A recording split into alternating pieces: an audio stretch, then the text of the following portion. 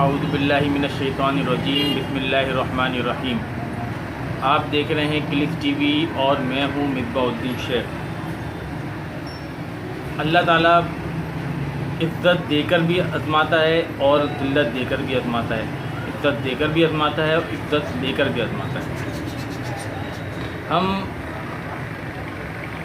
वो लोग हैं, वो मुसलमान हैं जो महफिल में बैठकर दूसरों के ऊपर जजमेंट करते हैं, वो भी गलत। सही भी करते होंगे लेकिन जजमेंट हमारा राइट नहीं बनता, क्योंकि आप महफिल में बैठ के किसी के हवाले से या किसी के ऊपर जो बात करते हैं, किसी भी शख्स के लिए जो बात करते हैं आप लोग मुझ समेत, मैं सिर्फ आपकी बात नहीं कर रहा, इसमें मैं भी शामिल हूँ।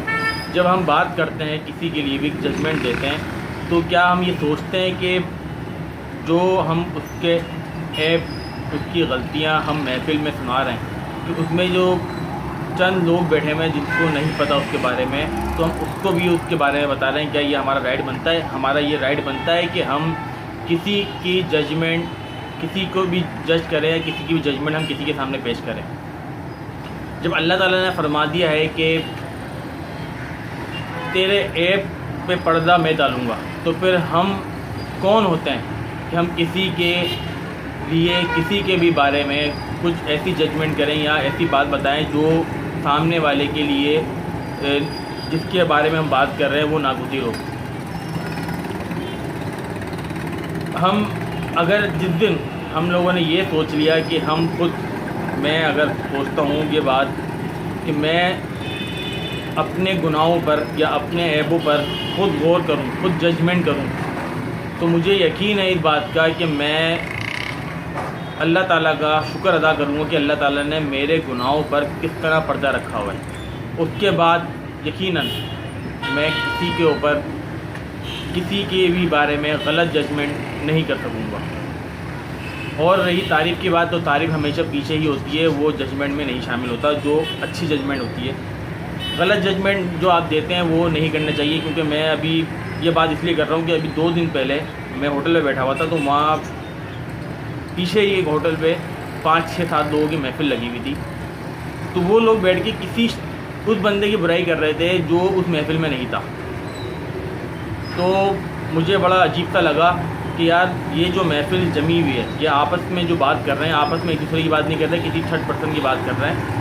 तो हमारा राइट नहीं बनता, हम किसी को भी, मुझ समेत किसी का भी राइट नहीं बनता कि हम किसी के ख़िलाफ़ गलत जजमेंट करें। ये अल्लाह ताला का काम है कि हमारे ऐबों को ऊपर पर्दा रखना या हमारे ऐबों को सबके सामने फाश करना। और अल्लाह ताला ने ये फरमा दिया कि तेरे ऐबों को मैं इस तरह छुपाता हूँ, अगर मैंने किसी के सामने तेरे ऐबों को रख दिया कि तू अपने आप में किसी को देखने के काबिल नहीं रहेगा या तेरी कोई इज़्ज़त नहीं रहेगी।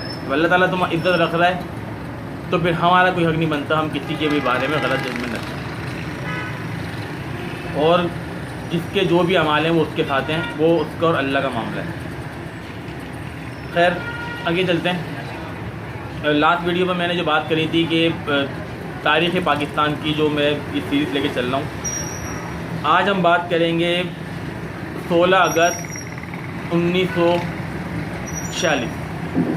16 अगस्त 1946 में एक बहुत बड़ा जो सानिया पेश आया वो था हिंदू मुस्लिम फसादात। अब इससे पहले जो कहानी हुई वो मैं आपको बता दूं, ये फसादात किस वजह से हुए। 1945 में इंडिया में अचानक से इलेक्शन का ऐलान हो गया। जो ब्रिटिश गवर्नमेंट थी उसने अचानक से इंडिया में, भारत में इलेक्शन का ऐलान करवा दिया, जबकि उस वक्त तैयारी चल रही थी हिंदुस्तान के हिस्सों को तकसीम करने की, 2 रियासतें बनाने की, यानी कि मुसलमानों की रियासत और हिंदुओं की रियासत बनाने की। तकसीम हिंद का सिलसिला चल रहा था, तो अचानक से ये वो कहानी हो गई कि जिसका किसी को इल्म भी नहीं था या कोई सोच भी नहीं सकता था, क्योंकि सब तैयारी में लगे हुए थे अपने तकसीम हिंद के लिए, और हम पाकिस्तानी जो है मुसलमान कंट्री बनाने के लिए, और हिंदुस्तान वाले हिंदू कंट्री बनाने के लिए। तो 1945 में अचानक से इलेक्शन का ऐलान हो गया। वो जो इलेक्शन का ऐलान हुआ उसमें तो जाहिर है तैयारी किसी की भी नहीं थी, लेकिन जाहिर है जब ब्रिटिश की हुकूमत थी तो उसने ऐलान कर दिया तो वो इलेक्शन कराने पड़े। उस इलेक्शन का नाम दिया यूनाइटेड इंडिया के नाम से। यूनाइटेड इंडिया जो ब्रिटिश ने बनाई थी यूनाइटेड इंडिया के नाम से, जिसमें हिंदू मुस्लिम पारसी जितने भी मज़ाहिब इंडिया में रहते थे उसके हिसाब से बनाई थी। तो उसके इलेक्शन करवाने थे। लड़ने वाले कौन थे? कांग्रेस और ऑल इंडियन मुस्लिम लीग, ये दो ही लोग थे जिनको दो हिस्से दिए गए थे कि आप इलेक्शन में हिस्सा लें और इसमें पार्टिसिपेट करके इंडिया में इलेक्शन का हिस्सा बने। अचानक से इलेक्शन का ऐलान हो जाता है, फिर उसके दिन आ जाता है। तो जो 1945 में यूनाइटेड इंडिया का इलेक्शन हुआ उसमें ऑल इंडिया मुस्लिम लीग ने बढ़तरी हासिल करी। ये तो आपने कहीं पढ़ा भी होगा, सुना भी होगा, और नहीं सुना जिस लोगों ने तो उनके लिए मैं बता रहा हूँ कि बहुत अच्छी बढ़तरी हासिल करी थी ऑल इंडियन मुस्लिम लीग ने, जिसमें पाकिस्तान के वो इलाके थे जो आज पाकिस्तान में शामिल हैं और ज़्यादातर वो इलाके थे जो पाकिस्तान में शामिल नहीं हुए। ब्रिटिश पॉलिसी के हिसाब से या हिंदुस्तान की पॉलिसी के हिसाब से वो पाकिस्तान में शामिल नहीं हुए। सबसे ज़्यादा तादाद उन लोगों की थी जिन्होंने ऑल इंडिया मुस्लिम लीग को जितवाने में अपना किरदार अदा करा था। अब जब पाकिस्तान का जो हिस्सा आया है जिसमें KPK आज का उस टाइम था, NWFP बलोचिस्तान था, सिंध था और पंजाब, ये 4 हिस्से थे। इसमें जो हिस्सा आया, जो वोटिंग आई, वो वोटिंग सबसे ज़्यादा जो वोट आई, सबसे जो कम वोट आए वो आए NWFP यानी कि आज के KPK में और बलूचिस्तान में। लेकिन जिसमें वोट नहीं मिले, जो आज पाकिस्तान के दावेदार बनते हैं, जो कहते हैं कि पाकिस्तान इनकी मिल्कियत है, इनकी वजह से पाकिस्तान बना, तो ये वो हिस्सा है, वो पंजाब से बुरी तरह शिकस्त हुई, यानी कि कुछ वोट भी नहीं मिले ऑल इंडिया मुस्लिम लीग को। सबसे ज़्यादा कामयाब वोट जो मिले, जिसमें जीत हुई, वो थी ये सिंध धरती, जिसमें लोग बोलते हैं कि सिंध में सबसे ज़्यादा हिंदू थे, लेकिन ऑल इंडिया मुस्लिम लीग को सबसे ज़्यादा जीत, सबसे ज़्यादा वोट जो मिले वो मिले इस सिंध धरती से, जिसमें आज हमारा कराची भी शामिल है। तो ये जो सारे मामला थे, इसमें पंजाब जो अपना बयान करता है कि हमारी वजह से पाकिस्तान जो है वजूद में आया, हमारी मेहनत थी। तो वो जो 2 साल पहले इलेक्शन हुए थे, वो इलेक्शन करवाए किस वजह से थे? वो भी उन्हीं लोगों की वजह से करवाए थे जो उस वक्त के अंग्रेज़ों के ग़ुलाम थे।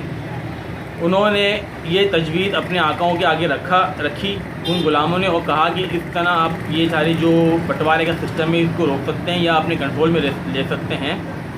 तो आप यूनाइटेड इंडिया के नाम से इलेक्शन करवा दें। 2 इलेक्शन करा दिए गए।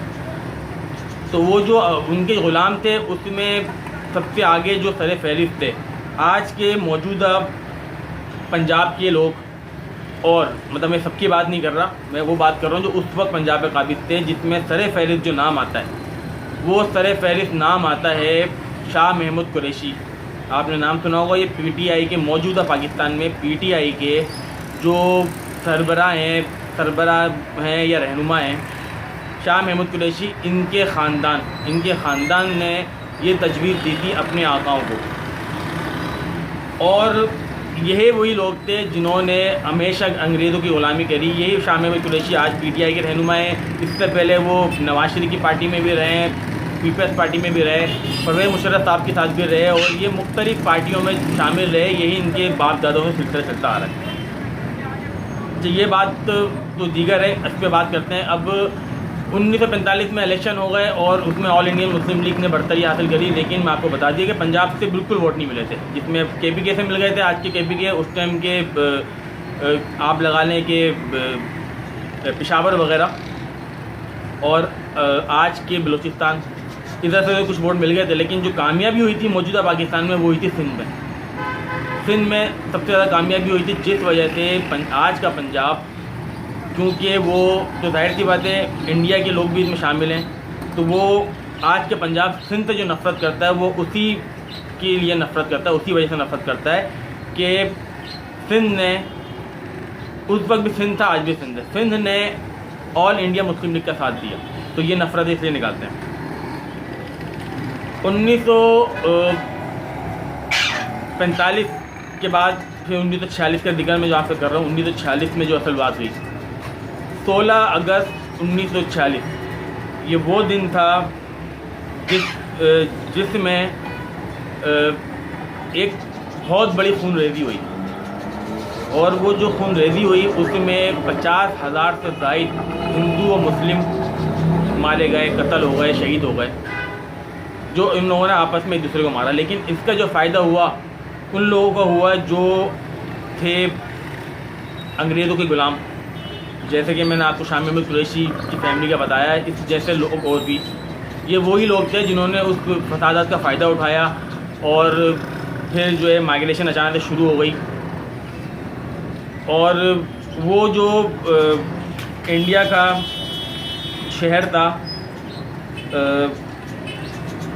बिहार, जो बिहार था वहाँ से ये आगाज़ हुआ था, और फिर ये चलता रहा, पिंडी में आया, पंजाब में, लाहौर में, सब जगह आया। तो सबसे ज़्यादा जो फ़ायदा हुआ उन्हीं लोगों को हुआ जो यहाँ पहले से मौजूद थे, जैसे शामिर अहमद कुरैशी की फैमिली जो यहाँ से गए और वहाँ से जो लोग आए, जैसे बिहार कॉलोनी आपको पता होगा, ये लिहारी में बिहार कॉलोनी, ये पाकिस्तान बनने से पहले 1 साल पहले ही कायम कर दी गई थी, क्योंकि वहाँ जो हिंदू मुस्लिम फसादात हो रहे थे बिहार में, इंडिया के बिहार में, तो वो वहाँ से कायदे-आज़म ने माइग्रेशन शुरू करवा दी थी बिहारियों को। तो बिहारी वो कौम है जो पाकिस्तान बनने से पहले ही पाकिस्तान में आ गई थी, कराची में बिहार कॉलोनी जो आबाद हुआ था लिहारी में। खैर 16 अगस्त 1946 में जो खूनरेज़ी हुई, इसमें जो फ़ायदा हुआ इन लोगों का हुआ। उसके बाद असल एक्शन शुरू हुआ पाकिस्तान बनने का, क्योंकि पाकिस्तान बनने का तो मामला 45 के इलेक्शन में ही डिसॉल्व कर दिया गया था। वो इलेक्शन ही ये बहाना था कि किसी तरीके से ये जो डिवाइड है, जो हिस्से बनना है, 2 रियासतें बननी है, इनको रोका जाए।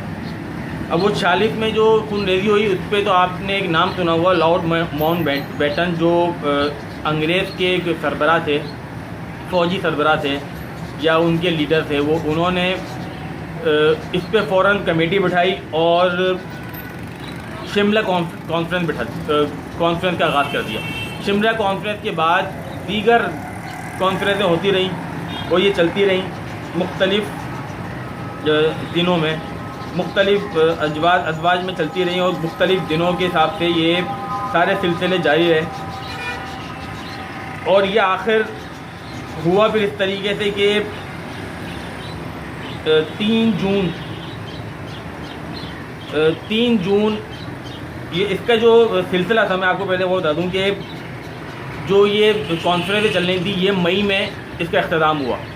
फिर वो लॉर्ड माउंटबेटन जो थे, जो अंग्रेज़ी सरबराह थे, अंग्रेज़ के या इंग्लैंड के सरबराह थे, उन्होंने ये सिलसिला सारा अपने दीगर जगहों पे जाके बताया। तो फिर वो अचानक से जून में ऐलान हो गया, 3 जून का ऐलान हो गया कि 90 दिन बाद, यानी कि 14 अगस्त 1947 में पाकिस्तान और हिंदुस्तान का क़याम पजीर हो जाएगा, यानी क़याम हो जाएगा, 2 रियासतें अलग अलग हो जाएंगी। तो ये 90 दिन में जो सिलसिला हुआ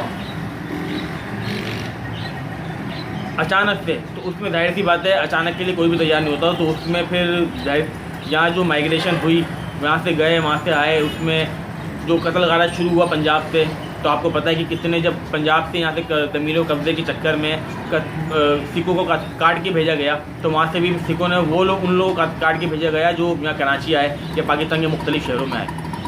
तो ये सिलसिला हुआ। अब सवाल ये पैदा होता है, आप इसका जवाब ज़रूर दिएगा मेरे को, मुझे इसका जवाब चाहिए उन तमाम लोगों से जो मेरी वीडियो देखते हैं और गौर से देखते हैं और मुझे कमेंट करते हैं। पंजाब कहता है कि पाकिस्तान हमारी मेहनत की वजह से कब वजूद में आया, क्योंकि करारदाद पाकिस्तान 1940 जो है लाहौर में हुई थी। 1940 में जो करारदाद पाकिस्तान पेश की गई थी खुलेआम, उसमें पंजाब से तो चंद लोग थे, लेकिन 1 लाख लोगों की तादाद थी उसमें।